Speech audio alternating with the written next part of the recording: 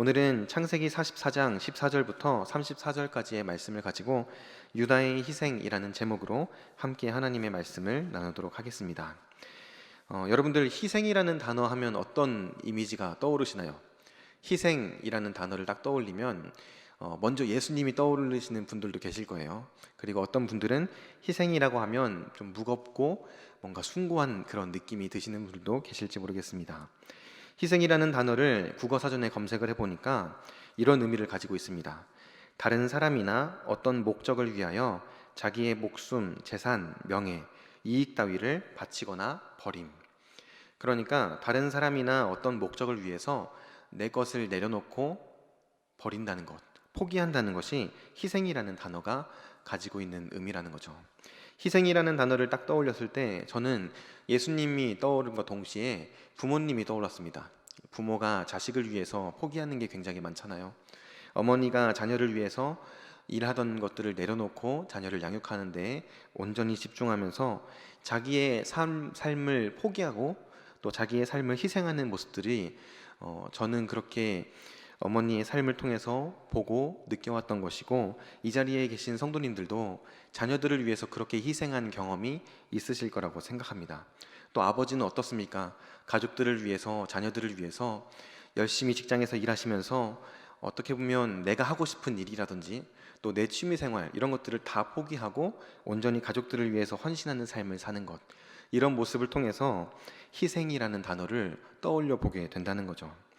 오늘 우리가 읽은 이 본문 말씀을 굉장히 길지만 이 말씀을 자세히 살펴보면 자신의 것을 내려놓고 희생하고 있는 한 사람이 등장하는 것을 볼 수가 있습니다. 그 사람은 바로 유다라는 인물이죠. 요셉 앞에 서게 된 유다와 형제들의 모습이 오늘 본문 말씀에 기록되어져 있는데, 주로 이 말씀을 쭉 살펴보면 등장하는 인물은 두 명입니다. 요셉과 유다. 그 중에서도 많은 비중을 차지하고 있는 인물은 유다라는 인물이에요. 오늘은 이 유다라는 인물의 모습을 통해서 이 신앙의 한 모델을 볼 수 있기를 바랍니다. 우리의 신앙생활에 있어서 한 모델을 보여주고 있는 이 유다라는 인물, 이 사람을 통해서 우리들을 한번 돌아보고 또 하나님 앞에서 나의 믿음과 나의 신앙을 점검해 볼 수 있기를 바랍니다. 본문 말씀을 우리가 함께 살펴보면은 요셉이 지금 형제들에게 두 번째 시험을 주고 있습니다.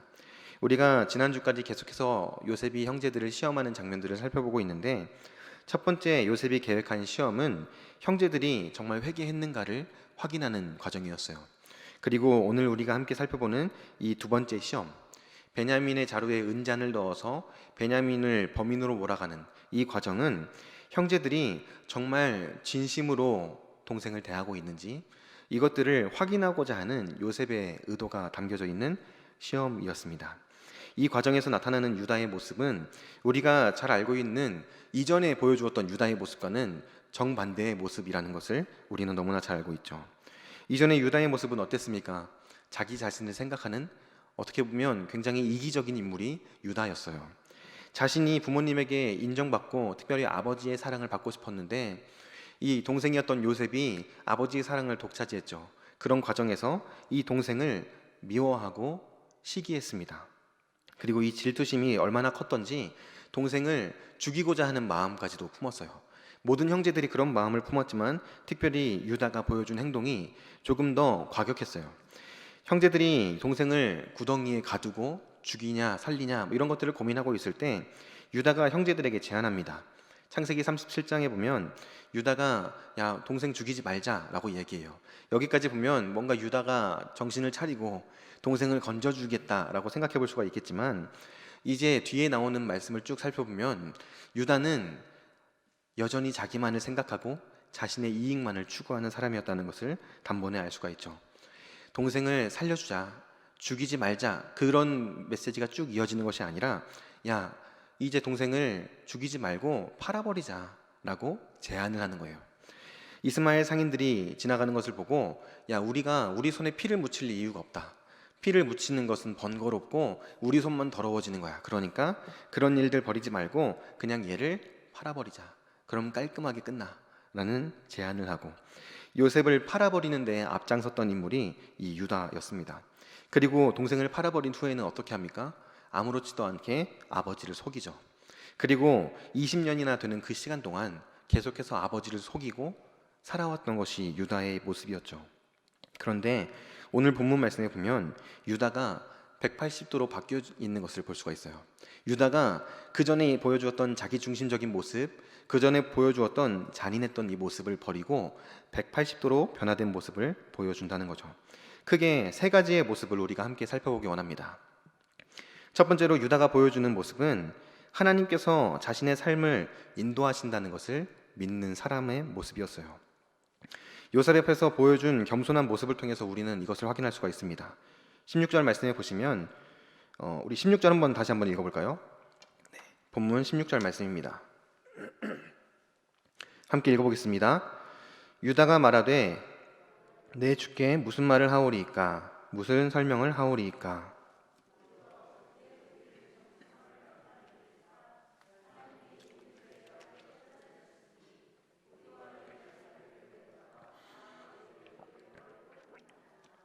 아멘. 유다가 고백하는 이 내용의 중간 부분에 보면 이런 표현이 있습니다. 하나님이 종들의 죄악을 찾아내셨으니. 갑자기 뜬금없이 자신들이 지금 베냐민의 자루에서 발견된 은잔 때문에 요셉의 앞에 섰잖아요. 그러면 이제 이 은잔이 발견된 베냐민에 대해서 뭔가 책임을 전가하거나 아니면 자신들에 대해서 어떻게 변명을 할 수도 있었을 텐데 갑자기 이런 말을 하는 거죠. 하나님이 종들의 죄악을 찾아내셨습니다.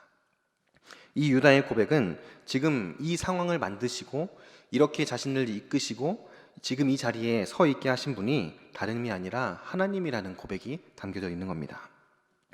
하나님 앞에서 자신이 20년 전에 지었던 그 죄가 드러났다는 것을, 그리고 지금 그 죄 때문에 우리가 이런 상황에 처했다는 것을 유다는 고백하고 있는 거예요. 자신의 삶의 주인이 자기라고 생각하고 이기적이고 자기 중심적인 모습으로 살아왔던 이 유다, 그런 이 유다가 20년이 지나서 요셉을 만나고 또 요셉을 통해서 이 요셉이라는 것을 알지 못한 채 시험을 당하고 일련의 과정들을 경험하면서 하나님을 바라보게 되었던 겁니다. 그 전에 오랜 세월 동안은 하나님을 바라보고 하나님의 섭리를 인정하고 나의 삶을 이끄시는 분이 하나님이시라는 사실을 인정하는 모습은 유다에게서 드러나지 않았어요. 그런데 이런 일련의 과정들을 경험하면서 지금 고백하고 있는 거죠. 나의 삶을 이끄시는 분이 하나님이십니다.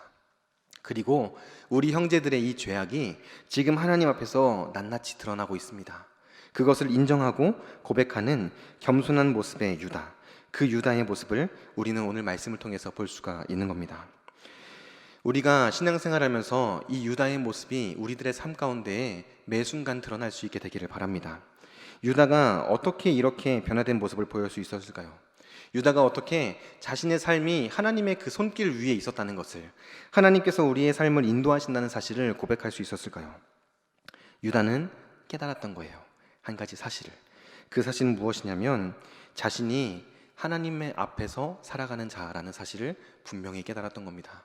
일련의 과정을 통해서, 그리고 자신이 경험하는 이 사건들을 통해서, 어떻게 보면 유다의 입장에서는 고난이죠. 이 고난을 통해서 깨달았던 거예요. 나는 하나님 앞에서 살아가는 자구나. 하나님이 나의 삶을 책임지고 이끌어 가시는구나. 그리고 그 사실과 동시에 한 가지 사실을 더 깨닫습니다. 내가 하나님 앞에 엄청난 죄를 지었구나.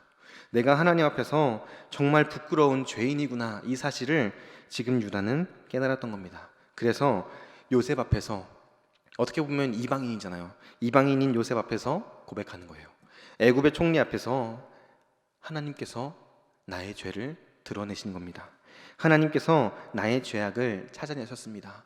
하나님께서 내가 잊고 있었던 그 나의 연약함과 나의 죄악을 끝까지 추격하셔서 드러내시고 그것을 지금 내 앞에 펼쳐 보여주신 겁니다. 라는 고백을 유다가 하게 되었던 겁니다. 우리가 이렇게 유다처럼 나의 삶 가운데 역사하시는 하나님을 바라보고 의지하면서 매 순간을 살아가야 돼요. 그런데 우리는 종종 하나님께서 나의 삶을 지켜보고 계신다, 하나님께서 나의 삶을 이끌어 가신다, 그 하나님의 섭리를 인정하지 못할 때도 있고 잊어버리면서 살 때도 있습니다.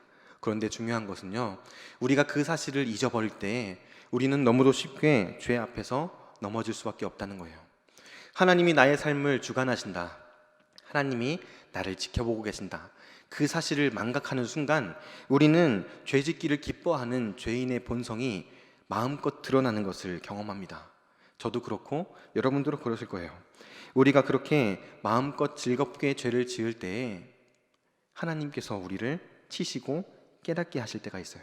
그때 그 하나님께서 우리를 깨닫게 하시는 그 순간을 놓치지 않고, 혹여나 내가 죄 앞에서 무너지고 넘어지는 순간이 있었다고 할지라도 하나님을 바라보고 하나님을 의지하는 저와 여러분들 될 수 있기를 바랍니다.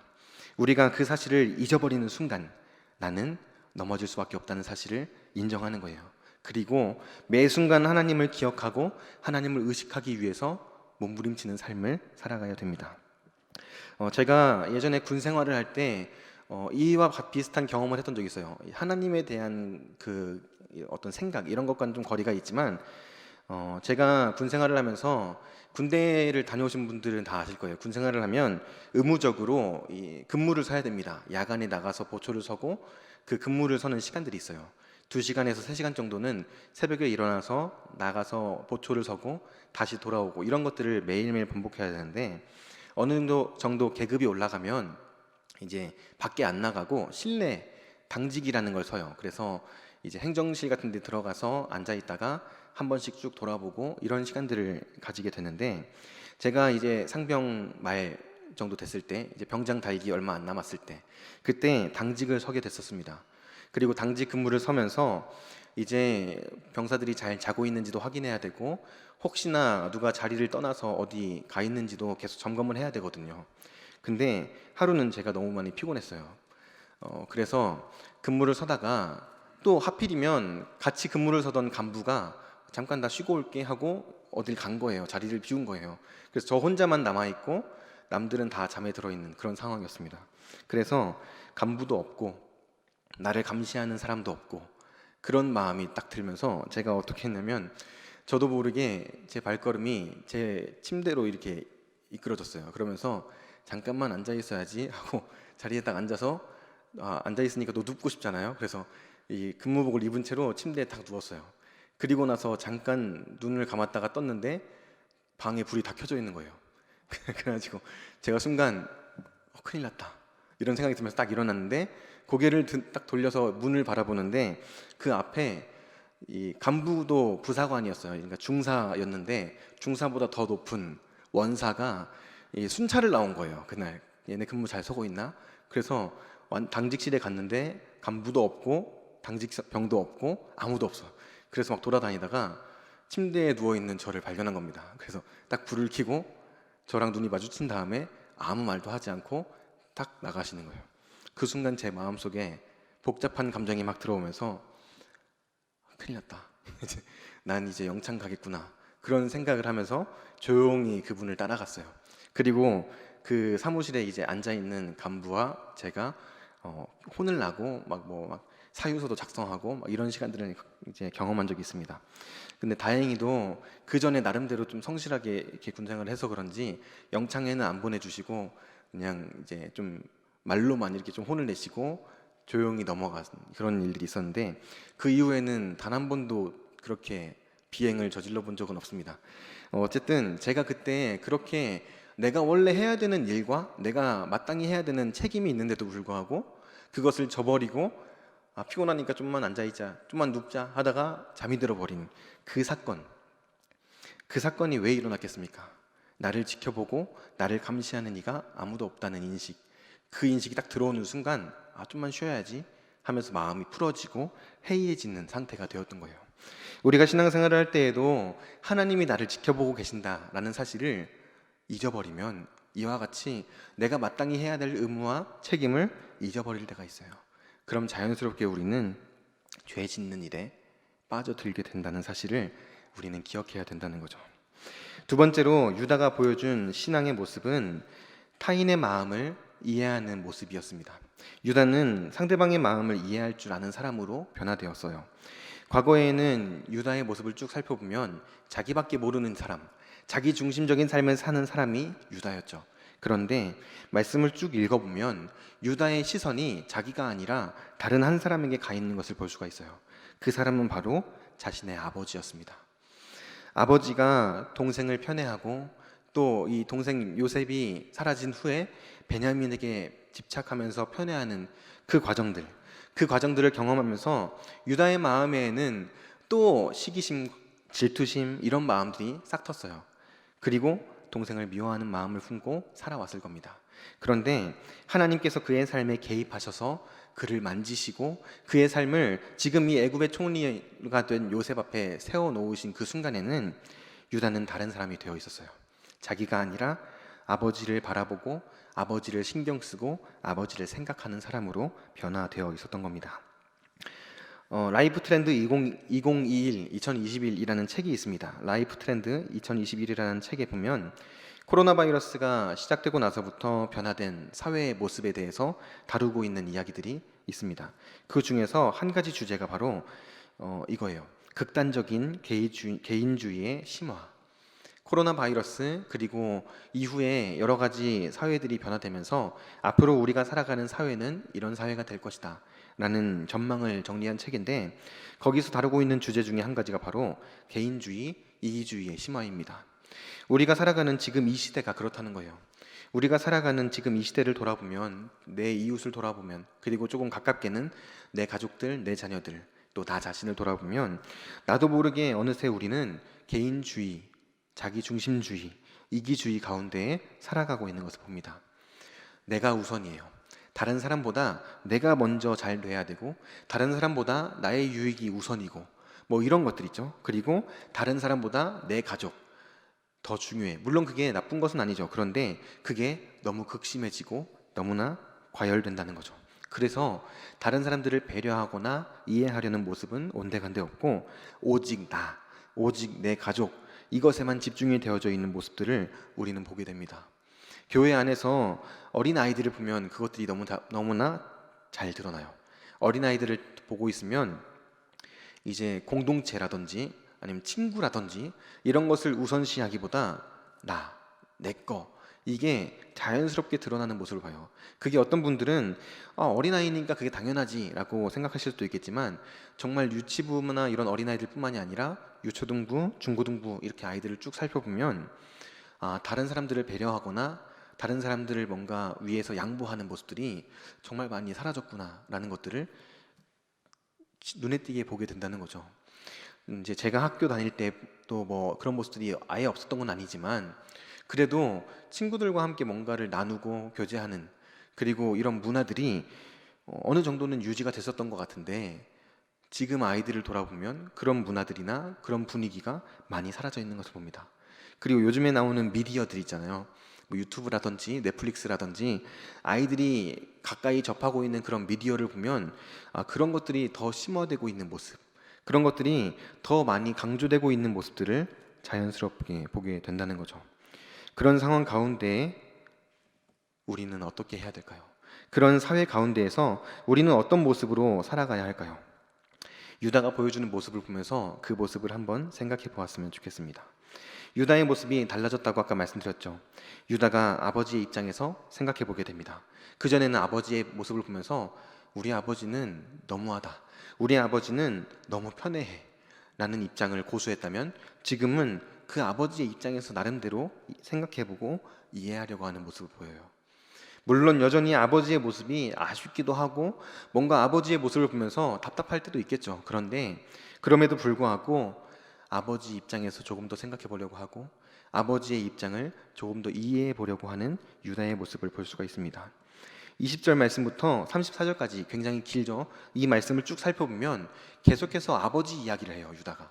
그러면서 베냐민이 돌아가지 못하면 아버지가 이렇게 슬퍼할 거다. 베냐민이 돌아가지 못하면 아버지가 이렇게 고통스러워하실 거다.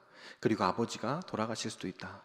그러니까 그런 상황만은 면하게 해달라 라고 말하면서 아버지를 챙기려고 하고 아버지를 돌보려고 하는 유다의 모습을 볼 수가 있다는 거죠. 이런 모습들을 쭉 살펴보면서 제가 떠올렸던 한 사자성어가 있습니다. 역지사지라는 사자성어예요.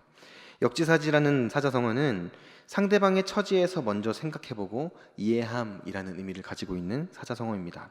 이 역지사지라는 사자성어에 쭉 보면 상대방의 처지에서 먼저 생각해보고 이해한다는 이 의미 속에서 한 단어를 딱 떠올릴 수 있었어요. 그 단어가 무엇이냐면 공감이라는 단어입니다.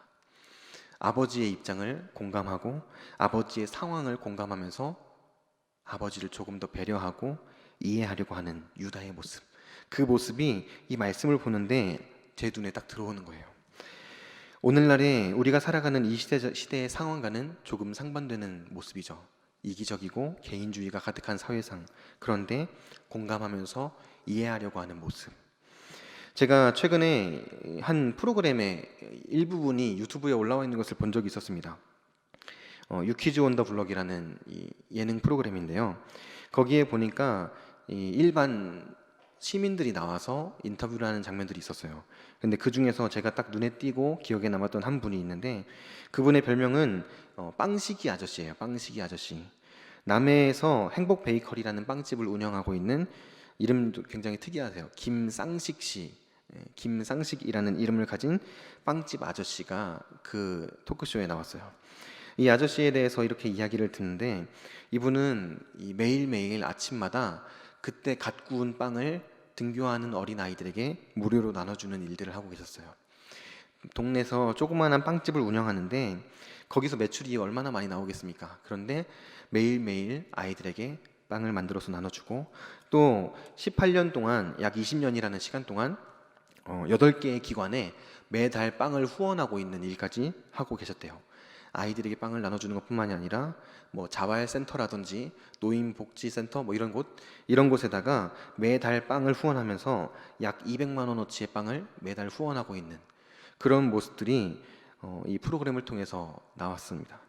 그래서 이분이 그런 삶을 살고 그렇게 나누고 희생하고 섬기는 삶을 어떻게 살게 되었는가를 쭉 살펴보니까 이분이 어려운 시절을 경험했던 거예요. 이제 초등학교 2학년 때까지는 집이 굉장히 잘 살았는데 아버지가 보증을 잘못 써시면서 집에 빨간 딱지가 붙기 시작했대요. 그리고 초등학교 2학년 때부터 차도 못 들어가는 어떤 골목 같은 데에 들어가서 살게 되고, 먹을 게 없어가지고 막 굶기도 하고, 그리고 마을에서 제사를 지내면은 어떤 가정에서 제사를 지냈다 그러면 제사상에 있던 음식들을 이웃들에게 나눠주는데 그걸로 배를 채우고 이런 시간들을 경험했다는 거예요. 그러면서 못 먹었던 어린 시절, 그때가 얼마나 힘들고 얼마나 외롭고 얼마나 참 우울했는지 그런 마음들을 기억하면서 자신이 빵집을 하게 되면서부터 아이들에게 빵을 나눠주고 무료로 아이들에게 빵을 먹이는 일, 그리고 도움이 필요한 기관에 빵을 후원하는 일들을 계속해서 해왔다는 겁니다. 이분은 그 어린 아이들이 아침을 먹지 못하고 또 어려운 가정 환경에서 자란 아이들이 얼마나 외롭고 힘든지를 공감했던 거죠. 그리고 그 아이들을 어떻게 하면 도울 수 있을까를 생각하면서 섬기고 나누는 일을 했어요. 이 인터뷰를 하는데 이분이 이런 얘기를 하더라고요. 주변에서도 사람들이 자기를 향해서 손가락질을 많이 했대요. 너도 힘든데 왜 그렇게 사냐? 너도 힘든데 왜 그렇게 바보같이 사느냐? 근데 이분이 뭐라고 말씀하시냐면, 나는 어차피 지금 이제 결혼을 안 하셨거든요. 그래서 나는 어차피 혼자 사는데 나 혼자 먹고 살 만큼의 돈만 있으면 되지. 그 나머지는 그냥 아이들에게 나눠주고 도와주면서 어려운 친구들을 돕고 싶다라는 고백을 하시더라고요.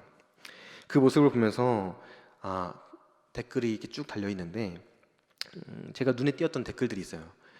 처음부터 한 몇 줄에 걸쳐서 나오는 여러 개의 댓글이 있었는데 그 댓글들에 공통적으로 등장하는 게 이 영상 보면서 너무 많이 울었다.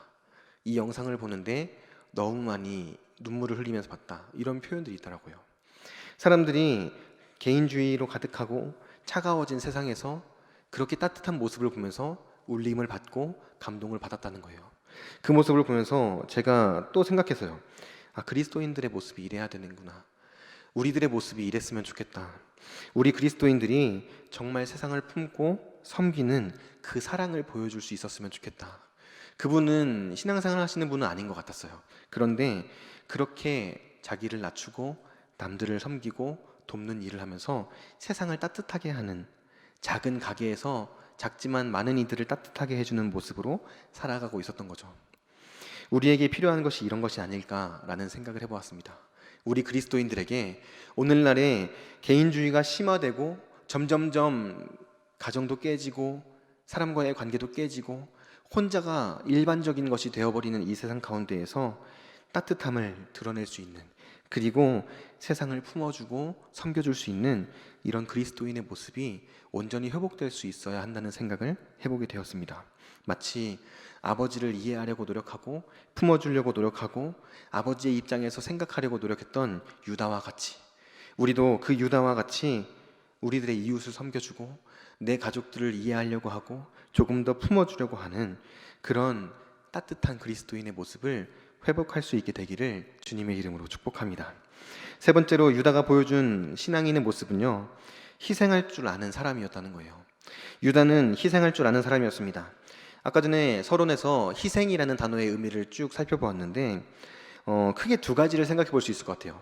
희생한다라는 것을 생각해 봤을 때에는 두 가지가 들어가야 합니다. 첫 번째는 포기하는 거예요. 자기 자신의 것을 포기하고 버리는 것, 그게 희생의 첫 번째 단계입니다. 유다는 베냐민을 위해서 자기 자신을 내어 던졌죠. 유다는 베냐민을 구하기 위해서, 그리고 그 자리에 있는 형제들을 구하기 위해서 자기 자신을 내어 던지는 선택을 하는 것을 볼 수가 있습니다. 우리가 함께 읽은 32절 말씀을 보면, 주의 종이 내 아버지에게 아이를 담보하기를 내가 이를 아버지에게로 데려고 돌아오지 아니하면 영영이 아버지께 죄짐을 지리이다 하였사오니, 33절에 이제 주의 종으로 그 아이를 대신하여 머물러 있어 내 주의 종이 되게 하시고 그 아이는 형제들과 함께 올려 보내소서라고 고백합니다. 유다는 지금 자신이 베냐민을 대신해서 종의 자리에 내려가겠다고 고백하고 있는 거예요. 유다의 입장에서 이것은 자신의 모든 것을 다 내려놓고 포기하겠다고 하는 선언입니다. 유다에게는 가정이 있었죠. 그리고 자녀들도 있었어요. 그리고 그가 가지고 있는 많은 재산들도 있었을 겁니다. 그런데 그 모든 것을 다 내던지고 동생을 위해서 자기를 희생하고 헌신하겠다고 고백하고 있는 거예요. 희생한다는 것은 이와 같이 자기 자신을 내려놓고 포기한다는 것을 의미합니다. 두 번째로 희생한다는 것은 책임을 진다라는 의미를 가지고 있어요. 책임을 진다는 것을 사전에 검색해 보면 눈에 들어오는 딱 표현이 있습니다. 그게 뭐냐면 의무를 다한다는 거예요.